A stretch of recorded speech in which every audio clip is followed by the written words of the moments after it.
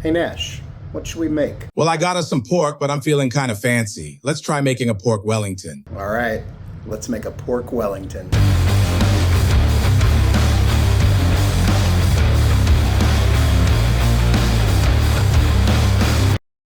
We've made a beef Wellington, we've made a white trash beef Wellington, but today we're gonna make a pork Wellington. I saw someone else make one, I thought, hey, great idea, and it's a way more affordable way. If you don't wanna drop like $100 on a beef tenderloin, you can use a pork tenderloin. It's not quite the same, but I bet you it's delicious, so today we're gonna give it a try. Without further ado, let's go.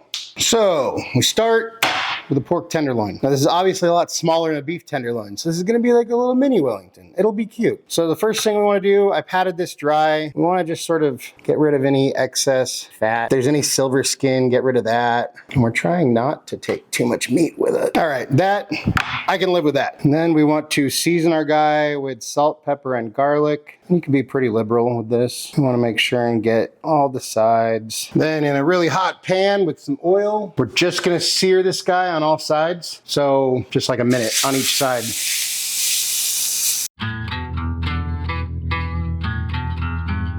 And once you have a nice sear all around, pull it, set it aside. Next, we gotta make our duxelles. So this is the layer that goes between the meat and the prosciutto, and then it's the puff pastry. So we go in with about 8 ounces of cremini mushrooms. Now you could dice this by hand, but I just think a food processor is easier. So we'll put in 1 onion. If you wanna be more fancy like Uncle Roger, you could use shallots, because apparently they're a better version of onions. I use them sometimes, but I don't usually have them around. And we want some thyme leaves. So I'm not very good at this. We don't want the stems. Then we pop this guy on the stand, and then we just want to pulse this.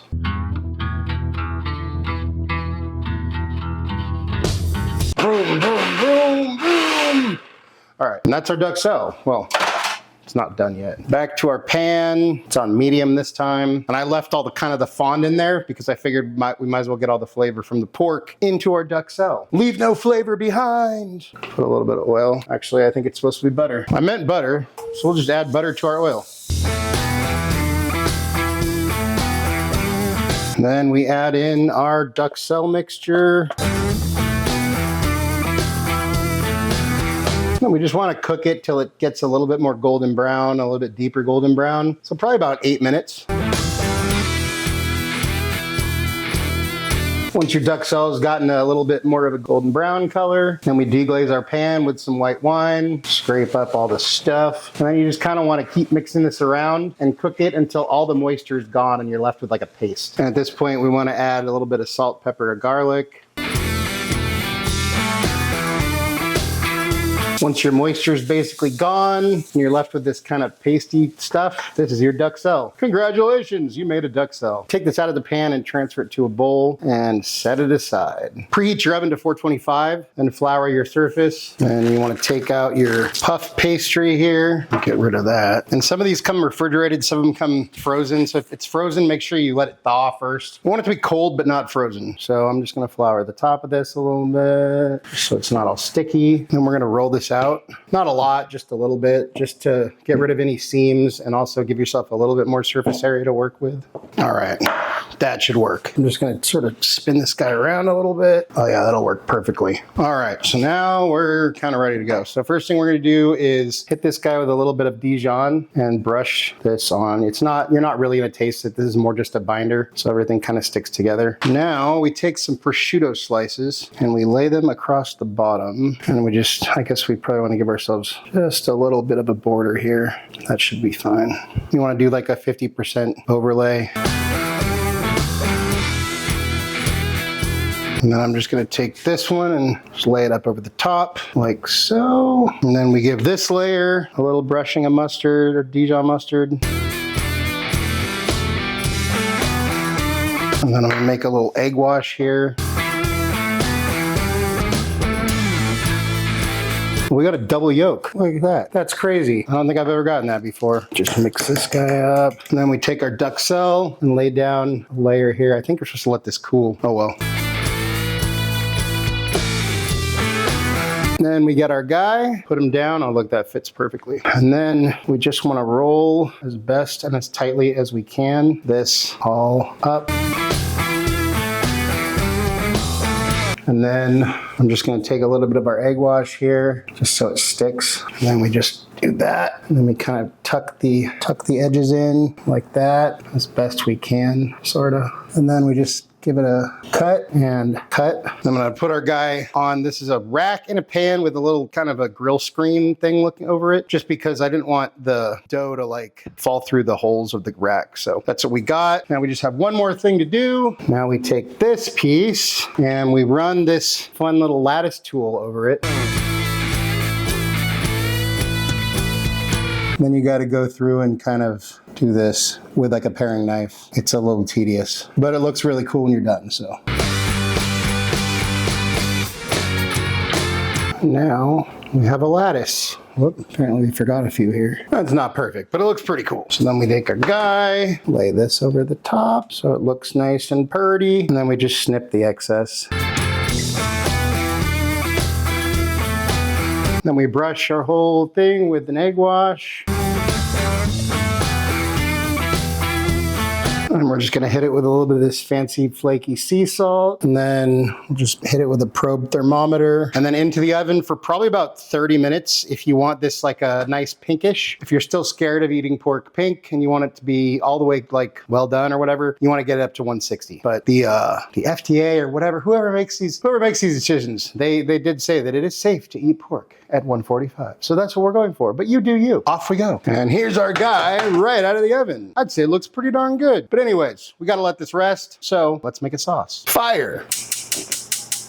Then you could dirty another pan, or we could just bring out the same pan we used for our duxelle. So with our heat on medium, first thing we're gonna do is melt 2 tablespoons of butter. Then we throw in 1 finely diced onion. We're just gonna cook that till it's softened and translucent. You don't want to let them brown. So take your time, be patient. Then we want to add 2 tablespoons of Dijon mustard. Stir that in, cook for about a minute. Then we add about a half a cup of chicken broth, half a cup of white wine. Stir that in and bring that up to a simmer. And then add in a 1/4 cup of heavy whipping cream. Stir that through. Then we just let that cook for about 5 minutes until it's reduced and thickened. And once your sauce is pretty much reduced, season with salt, pepper, and garlic to taste. Kill the heat, and then you want to cover it and keep it warm until you're ready to serve. All right, then back to our guy. We can pull this thing out. Now let's see how we did. Looks good, but let's cut it open. Oh my goodness, that looks perfect. And like I said, if you're scared of a little pink pork, it is perfectly healthy to eat pork at 145. If it scares you, cook it to 160. So then I will take a slice, put this guy right here, with this like that. We'll put a little bit of our sauce on here. And there we have our pork Wellington.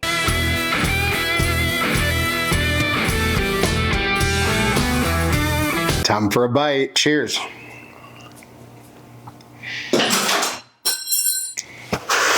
This is amazing. If you like pork and you want to do something cool with it, do this because it's awesome. The pork is nice and tender. It's perfectly cooked. It's got a ton of flavor. That duxelle just adds a ton of flavor with that umami from the mushrooms and the sweetness from the onions. And the puff pastry is just delicious and buttery. And then you add that sauce on top of it. It's freaking delectable. Yes, I said delectable.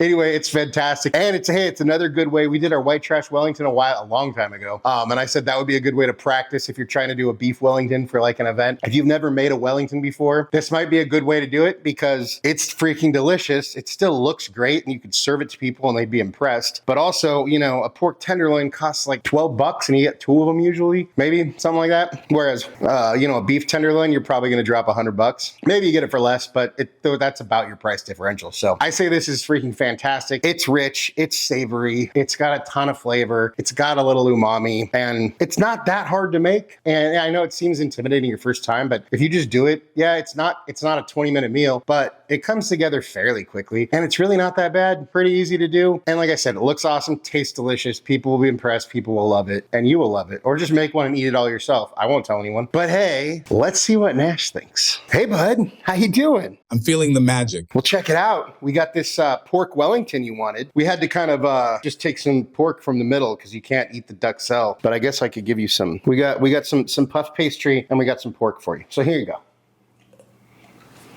What do you think? Wow, that is an explosion of flavors. From the juicy pork to the rich, buttery, flaky, crispy puff pastry crust. You're right, it's delectable. Anything you want to say to your fans? All good things arrive unto them that wait and don't die in the meantime. Nash approves, I approve. Look, it's a great dish. I think you could totally go make it. So if you've never made a Wellington before and you like pork tenderloin, go try it. Go try this one first because it's a good, what do they call it? It's a gateway drug to it's a gateway drug to Wellington addiction. But anyways, hey, thank you so much everyone for watching. Really appreciate you all. Love you all. If you wouldn't mind taking a second to like, share, and subscribe, it'd really help us out. We'd appreciate that. If you want notifications every time we drop a new video, go ahead and hit that notification bell. If there is anything you want me to make, you want me and Nash to taste, go ahead and drop that down in the comments or head over to our website, timschaoskitchen.com, and send us a message there. And hey, just remember, cook more, eat better, embrace the chaos. That's it for now, folks. Until next time, peace.